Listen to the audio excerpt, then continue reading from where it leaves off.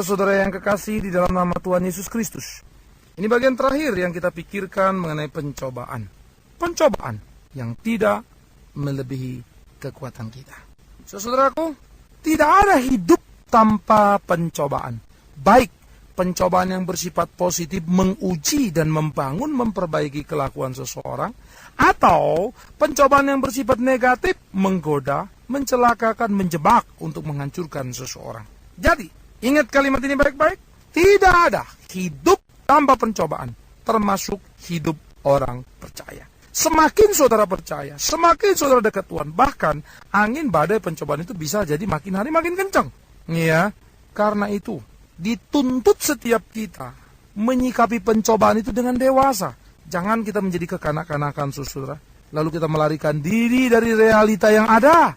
Lalu kita mulai mencari solusi dengan jalan pintas, atau apa yang sering kali saya sebut sebagai ekstasi rohani. Begitu ya.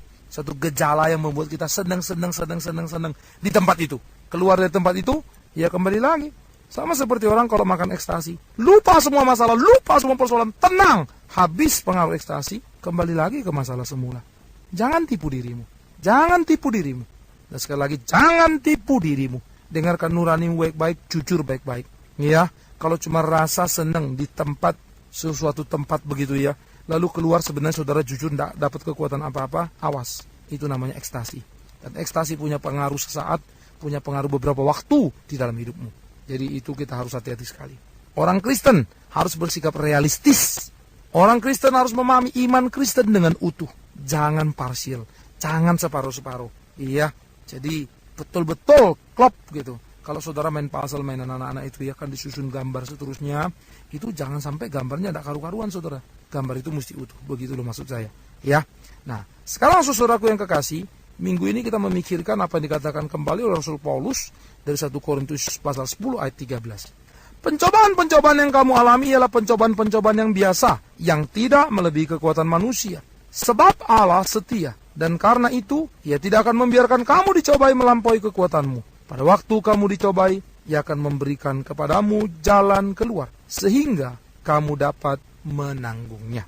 Saudara yang kekasih, pencobaan disebutkan oleh Alkitab pertama kali bersifat sebenarnya biasa saja. Sesuatu yang wajar terjadi, bukan hal yang aneh. Wajar, karena itu harus dihadapi, bukan dihindari. Wajar, karena itu jangan takut. Loh, karena apa? Karena tidak ada satu pencobaan yang bisa terjadi di dalam hidup manusia jikalau Allah tidak mengizinkan pencobaan itu terjadi. Pencobaan-pencobaan terjadi itu suatu hal yang wajar, merupakan satu proses, sekali lagi saya bilang baik positif maupun negatif. Satu proses di dalam pertumbuhan anak-anak Tuhan. Yang positif di mana Tuhan menguji dan membentuk kita, puji Tuhan. Tetapi yang negatif pun bisa dipakai Tuhan menjadi alat untuk membentuk anak-anak Tuhan. Saudara ingat bagaimana ketika Ayub dicobai? Wah, kalau kita ngeliat pencobanya tidak masuk akal tuh. Kenapa bisa begitu? Sangat mengerikan sekali tuh. Harta habis, anak habis, istri menjauh, sahabat menghakimi. Waduh, kawat. Tidak ada apa-apa lagi sudah. Hopeless sudah deh. Tinggal sendiri begitu ya. Tetapi saudara, mengapa bisa terjadi pada Ayub? Kita bilang lagi wajar. Karena apa? Karena Ayub orangnya saleh. Karena Ayub takut akan Tuhan, menjauhi dari kejahatan. Ayub orang sangat beriman. Karena sangat beriman, sesuai dengan imannya, pencobaan yang dialami pun mengagetkan buat kita yang imannya nggak sekuat Ayub. Mulai mengerti saudara. Jadi pencobaan wajar, besar, kecil, berat, ringan, wajar. Ya, karena apa wajar? Karena tidak pernah melebihi kekuatan kita. Ya, jadi pencobaan itu tidak perlu sikap yang berlebihan, tetapi justru ketaatan kepada Kristus untuk menanggung, menerima semuanya. Dan percaya bahwa Kristus tidak pernah salah. Allah tidak pernah salah mengizinkan pencobaan yang terjadi di dalam hidup kita. Ayub segitu, kalau kita imannya nggak seperti Ayub, tidak akan Allah cobai kita seperti mencobai Ayub. Ya, kalau iman kita tidak seperti Abraham, tidak akan Allah berkata padamu, berikan anakmu padaku yang satu-satunya, korbankan. Tidak akan, saudara. Allah tahu persis. Tapi sebaliknya, kalau kita nggak mengalami hal-hal seperti itu yang berat-berat begitu, terus jangan ngomong dong, saya doanya ampuh, hebat, luar biasa. Enggak. Justru karena iman kita nggak nyampe, nggak kuat untuk nanggung seperti para pendahulu kita itu, saudara. Iya, Tuhan berbelas kasihan. Tuhan kasih kita yang enteng-enteng nih, yang ringan-ringan. Tapi jangan sombong, lah jangan sampai salah ngerti, gitu kan. Karena memang pencobaan tidak pernah melebihi kekuatan kita. Jadi kalau kita bisa lewati, jangan sombong, karena memang nggak pernah melewati batas kekuatan. Masalahnya justru kalau nggak bisa ngatasin, itu keterlaluan, karena tidak melewati batas kemampuan. Iya kan? Nah jadi di sini hati-hati ya. Nah saudaraku, oleh karena itu, juga kalau nggak pernah ngalami pencobaan, hati-hati. Mungkin Tuhan anggap belum penting buat kamu. Jangan besar kepala dan bilang, doaku ampuh, begitu ya. Sehingga kalau orang dicobai atau mengalami pencobaan, terus saudara mulai dia kasakusuk gak karu-karuan. Bukan suruh dia tegar, teguh bagaimana menghadapi pencobaan, malah dibawa yang gak karu-karuan, begitu ya. Saya mau lari dari realita yang ada, terobos pakai ini, lepaskan begini, lepaskan begono. Oh, hati-hati. Nikmati, ya. Nikmati pencobaan itu. Jalani, supaya setan itu keki ngeliat saudara. Supaya setan itu jengkel ngeliat saudara, begitu ya. Sampai akhirnya dia tahu betul-betul ini orang kurang ajar, begitu ya. Setan maki-maki tidak apa-apa, saudara. Kalau setan maki-maki berarti Tuhan puji-puji toh ya. Jangan sampai Tuhan yang maki-maki kita, gawat itu namanya ya saudara. Nah, jadi pencobaan tidak melebihi kekuatan manusia. Kalau kita bisa menanggung, sudah seharusnya. Kalau kita gagal, itu yang keterlaluan. Nah, waktu kita mengalami pencobaan, Alkitab mengatakan, jangan takut, karena ada jalan keluar yang Tuhan berikan. Karena itu saudaraku, pada waktu pencobaan yang kita tanggung itu jangan buru-buru menyimpulkan, waduh pencobaanku ini berat sekali. Ini sangat sulit, lebih dari orang lain, begitu ya. Lalu saudara mengatakan, aku tidak boleh menanggung ini. Ini tidak pantas bagiku. Aku kecewa kepada Tuhan. Ini berlarut-larut, ini terlalu lama, ini terlalu berat, ini terlalu sulit. Waduh saudara, saudara mulai marah-marah, mulai maki-maki, mulai kecewa sama Tuhan. Gawat sekali.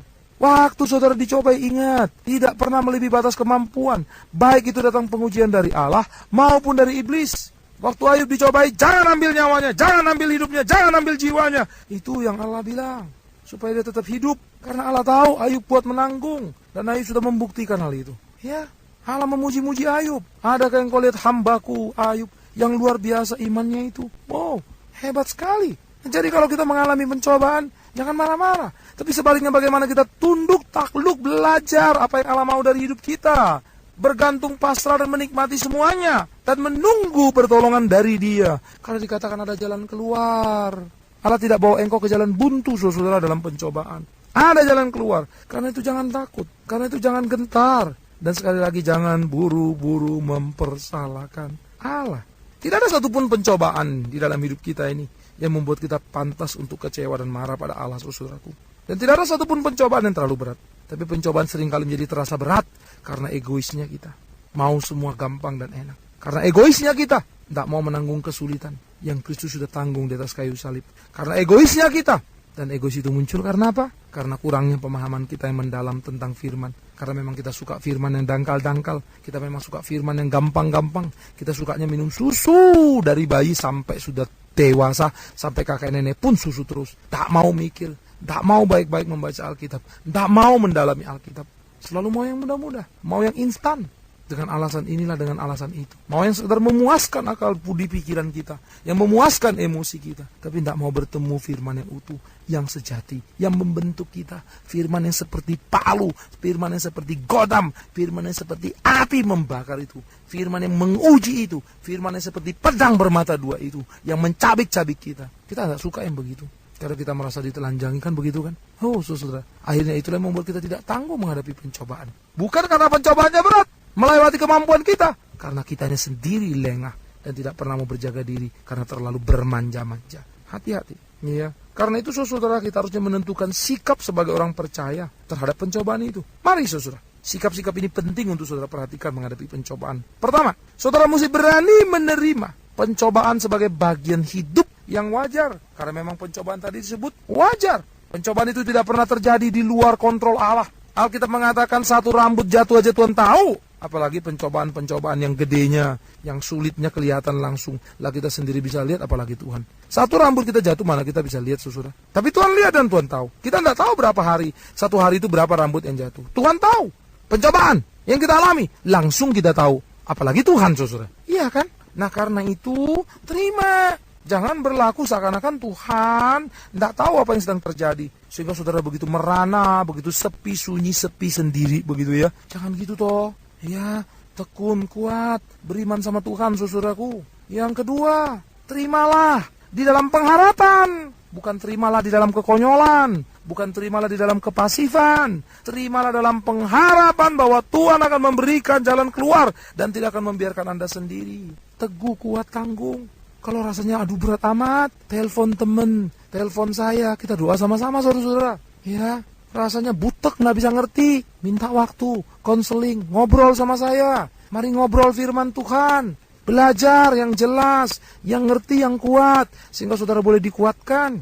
Kan begitu saudara? Iya dong, tapi jangan cari yang gampang-gampang ya. Kalau mau cari yang gampang-gampang jangan ketemu saya saudara. Saudara akan kecewa, ya, karena saya tidak suka mengajarkan orang yang salah. Saya selalu bawa orang untuk memahami Alkitab seutuhnya, yang jelas. Pikul apa yang harus kau pikul, jangan dilepaskan. Tanggung apa yang harus kau tanggung, jangan ditanggalkan. Begitu loh saudara, lewati. Tidak ada satupun hal yang sia-sia di dalam hidup ini. Semua menjadi hal-hal yang berharga makin kita memahami Allah. Ya, disitulah pengharapan tumbuh. Makin pengharapan itu makin kuat, makin kuat. Karena pengharapan itu pernah mengalami kemenangan. Dan itu menjadi pengalaman yang indah. Berjalan bersama dengan Tuhan dan menjadi bagian dalam pertumbuhan iman kita.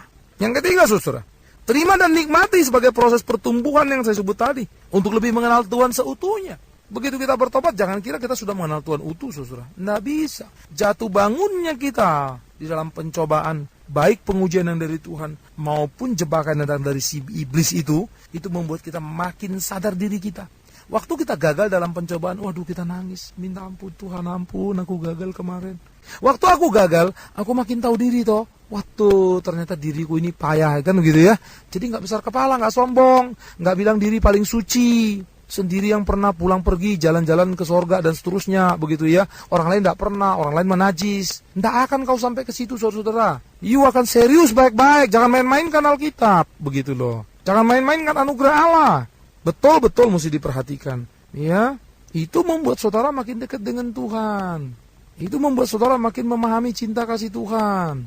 Nikmati.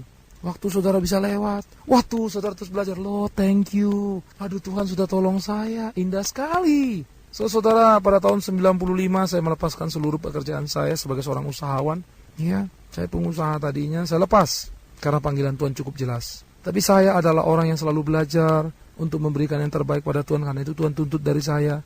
Dan Tuhan pun selalu memberikan yang terbaik bagi saya. Dia yang mendahului, karena itu saya masuk sekolah saudara. Sebelumnya saya sudah khotbah ribuan kali. Karena dari 81 saya sudah ngajar sekolah minggu, 83 melayani remaja pemuda, 84 masuk dalam pelayanan kampus sampai 95. 11 tahun begitu ya di kampus pelayanan.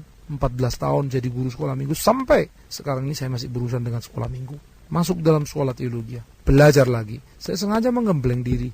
Seperti Gatot Kaca dicandra di muka, kira-kira gitu ya. Masuk mengembleng diri. Oh, murid-murid Tuhan Yesus saja yang nelayan-nelayan itu belajar 3 tahun setengah lebih, kurang lebih bersama dengan Yesus. Yang guru sempurna, guru perfect itu begitu ya. Itu pun mereka masih gagal, nggak karu-karuan. Lah apalagi Big Man Right, ya. Banyak kelemahan, banyak kekurangan. Mesti belajar. Lah saya belajar saudara. Siapkan waktu 3 tahun lebih. Oke. Nah waktu saya belajar, kemudian menyelesaikan semuanya terus sambil jalan. Nah di tengah-tengah perjalanan saya belajar itu saudara, ibu saya cuci darah, sakit, divonis dokter cuci darah. Ringkas cerita 2 tahun saudara, setahun sebelum krismon dan setahun sesudah krismon cuci darah itu. Maka habislah deposito yang sudah kami atur, mobil dari 3, 2, 1 ludes, rumah dari 2 tinggal 1, dan 1 pun terakhir sudah dipertaruhkan. Saya kumpul dengan istri, anak-anak kami doa, kalau memang harus terjual, terjuallah. Habis-habisan. Saya kecewa sama Tuhan, terus terang aja jujur. Saya marah sama Tuhan. Saya marah, saya kecewa. Saya coba menanggung semua kesulitan sebagai anak yang paling besar di tengah-tengah keluarga. Saya coba belajar untuk menunggu pertolongan Allah. Ya, saya menengadah kepada Dia, meminta pada Dia supaya Dia menolong saya. Tapi tidak kuat juga. Waktu habis semua saya kecewa, kok begini? Saya tahu begini ngapain Tuhan? Saya dulu selama guru sekolah minggu ikut Tuhan baik-baik. Nah, kalau tahu gini kan lagi kerja lebih bagus. 4-5 juta cari sebulan juga tak pusing saya. Tapi sekarang habis sudah semua. Tapi saudara, akhirnya saya cuma belajar 1 ya. Indah sekali. Bertahun-tahun itu saya belajar untuk makin mengenal Tuhan saya yang kulayani itu. Seakan Dia berkata kepada saya, memberikan pengertian bijaksana sama saya. Saya yang ngerti.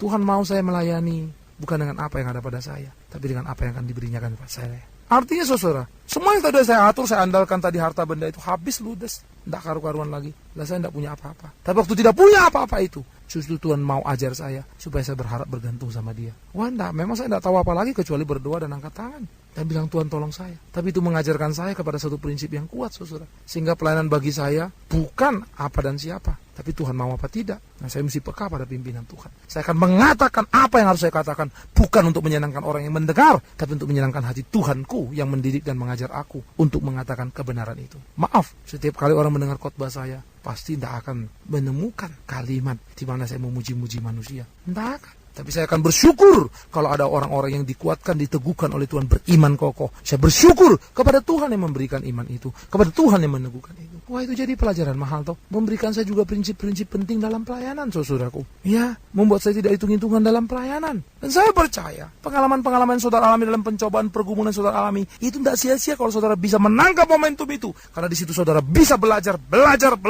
dan makin mengerti tentang Tuhan, mengerti tentang cinta kasih-Nya. Karena itu, layani dia dengan baik. Bukankah begitu saudara? Akhir dari kesaksian ini, akhir daripada renungan ini juga kiranya boleh meneguhkan, menguatkan kita. Jalan hidup tidak selalu mulus. Tuhan tidak pernah menjanjikan matahari terus bersinar atau hujan terus turun, tapi berganti-gantian. Panas datang, kita berdoa, Ia memberikan tempat perteduhan. Hujan datang, kita berdoa, Ia memberikan tempat persinggahan. Sehingga kita tetap boleh berkata, hujan ataupun panas bukan masalah, karena Tuhan melindungi aku. Dan aku boleh mengerti variasi hidup ini, pengalaman hidup ini, dan indah bersama dengan Dia. Bukankah saudara bangga boleh menjadi anak Tuhan?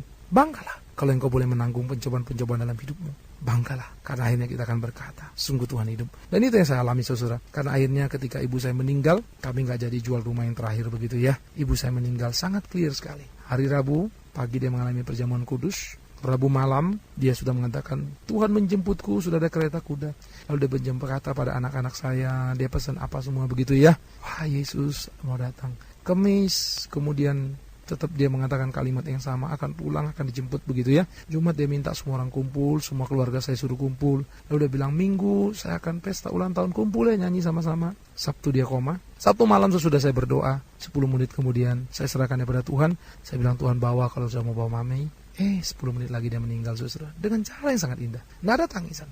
Semua penuh kekaguman dan sukacita. Begitu juga saya, bergelora sekali, lain sekali. Dan saya baru ngerti yang namanya orang meninggal di dalam Tuhan mengalami sukacita. Yaitu saya ngerti. Dan saya bersyukur pada Tuhan. Indah sekali saudara, luar biasa. Saya sudah pernah khotbahkan itu berkali-kali. Tapi ngalamin saya baru satu kali itu. Dan saya berterima kasih kepada Tuhan, Tuhan boleh izinkan. Ibu kandung saya sendiri. Hari Minggu memang semua orang jadi kumpul. Karena memang harus ada kebaktian. Tapi bukan ulang tahun dia. Dan kalau boleh dibilang ulang tahun, ya ulang tahun terakhir gitu ya. Ibu saya meninggal itu pada bulan Mei, dan itu dia ulang tahun bulan Juli saudara. Ya. Nah, oleh karena itu saudaraku yang kekasih, apakah yang boleh saya katakan? Saya puas sekali. Saya tidak menyesal percaya kepada Tuhanku yang hidup. Dan saya tidak kecewa untuk apa yang boleh kualami. Pencobaan-pencobaan yang susah. Karena itu, kalau hari ini saudara mengalami pencobaan dalam hidup, jangan kecewa. Awas. Ada pengalaman indah yang saudara boleh alami bersama dengan Dia. Jangan lewatkan. Kita berdoa. Bapa di dalam surga, kami bersyukur untuk apa yang boleh kami renungkan. Tuhan kuatkan, Tuhan teguhkan kami untuk boleh memahaminya di dalam pemahaman yang utuh dan sepenuhnya. Supaya kami sungguh-sungguh boleh menikmati setiap apa yang terjadi dalam hidup kami. Pencobaan-pencobaan yang ringan, yang berat, yang sulit seperti apapun. Biar kami selalu bergantung padamu, berharap padamu. Tolong kami dalam cinta kasih. Dahulu kami dalam bertindak, berbuat, berpikir, berkata-kata. Sehingga kami boleh mengalami peristiwa besar yang boleh kami alami. Seperti apa yang hamba boleh alami, terima kasih. Kiranya boleh menjadi berkat bagi saudara yang lain. Dan saudaraku yang menghadapi problema, pencobaan, Tuhan kuatkan mereka, Tuhan teguhkan mereka. Tolong untuk mereka boleh menikmatinya di dalam Engkau. Demi Yesus Kristus, Tuhan kami yang hidup, kami berdoa dan mengucap syukur. Amin. Kita telah mendengarkan firman Tuhan yang disampaikan oleh Pendeta Bigman Sirait.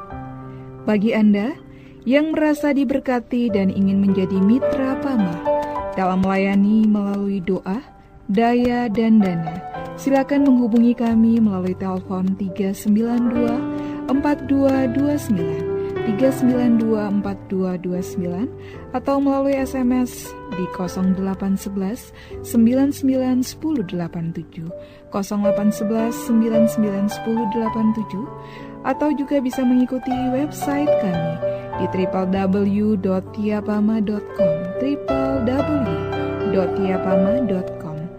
Tuhan memberkati.